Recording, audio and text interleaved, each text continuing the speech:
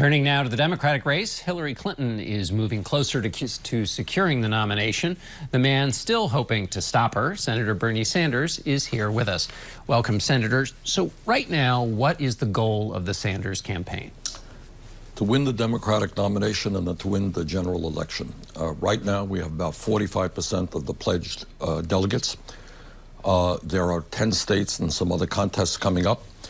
We think we're strong in many of those states, including California, our largest state. We think we have a chance to win the majority of pledged delegates. It's an uphill fight, I admit it. We need to win 65% of those votes. The states coming up are favorable. It's number two. We think we can make the case to superdelegates. And there are many superdelegates now, rather incredibly, who are supporting Secretary Clinton in states that we have won 60, 70% of the vote. And we think we have the right to make the case to those superdelegates, hey, go with the majority of your state. Number two, to superdelegates in general, where she is beating us 10-1, because obviously she is the establishment candidate. Our argument is take a look at which candidate is better suited to beat Donald Trump. Every poll that I have seen, national and statewide, says that Bernie Sanders is the stronger candidate because we appeal not only to the overwhelming majority of Democrats, we appeal to independents as well. And the message, John, that we are bringing forth, that it is too late for establishment politics and economics, that we have to stand up as a people and take on the top 1% who are now getting almost all the new income and wealth. That is resonating in Indiana, where I think we have a shot to win, and around this country. So just to make sure nobody has any misunderstanding, because there's been a lot of back and forth this week, you're fighting as hard to beat Hillary Clinton for the nomination as you ever have been in this campaign. Absolutely. To get there, many analysts, who look at the pledged delegates just say it's mathematically impossible. Are they wrong? Well, here it is. It's difficult. It's not impossible. We will need 65% of the remaining 10 contests, plus D.C., plus Puerto Rico, etc., to do it. Now, 65% is a pretty heavy climb. But these are states, by the way, that I think we're going to do very, very well. And California is out there. California happens to be perhaps the most progressive state in this country. They have the most delegates. It's a tough fight.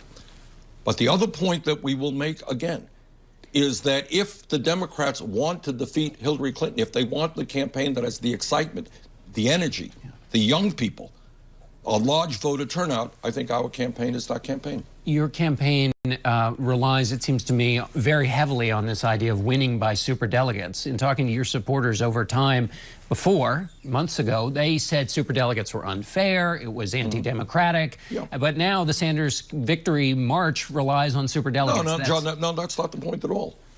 What is unfair is when I win a state by 70% of the vote, and superdelegates in that state vote for Hillary Clinton because they're part of the Democratic establishment. That's unfair. What's unfair is before I even get into the campaign, Hillary Clinton has some 400 or 500 superdelegates who are on her side. That is unfair.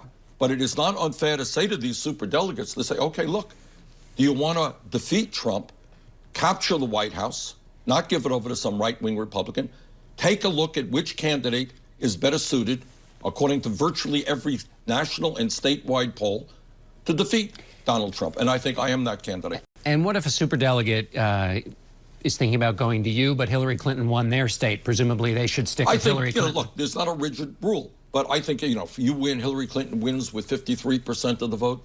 She won Illinois by a point or two, sure. But when a candidate, whether it's Clinton or myself, she demolished us in Mississippi, I think the superdelegates should support her in Mississippi. But when in states like Colorado and in many other states, Utah, etc., we win the overwhelming majority of vote, I think those superdelegates should go with their state. And what this is really about, John, is that the American people from one end of this country to the other are asking fundamental questions about why we are the only major country on earth not to provide paid family and medical leave, not to provide health care to all through a Medicare for all single-payer program, why we have so much income and wealth inequality. The American people really do want change.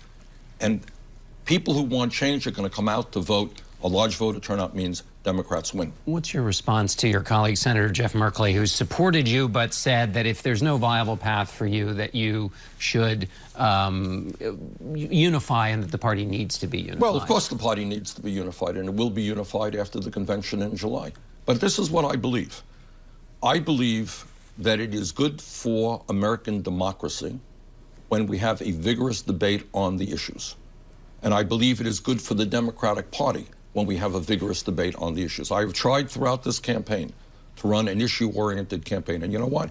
Sometimes it's hard with the media because you guys are more interested in political gossip than the real issues facing the American people. But that's what I have tried to do, not make personal attacks against Hillary Clinton. And I think we're going to continue that debate as to which candidate is representing working people. Which candidate will demand that the wealthy and large corporations start paying their fair share of taxes, that we make public colleges and universities tuition-free, that we address this global crisis of climate change. I believe that we have to impose a tax on carbon. Secretary Clinton does not. We have a lot of differences of opinion. The American people should hear that. Democrats should hear that. You reached the one-year milestone of your campaign. Yes, we did. What is that, reflecting quickly on that, what does that milestone mean to you?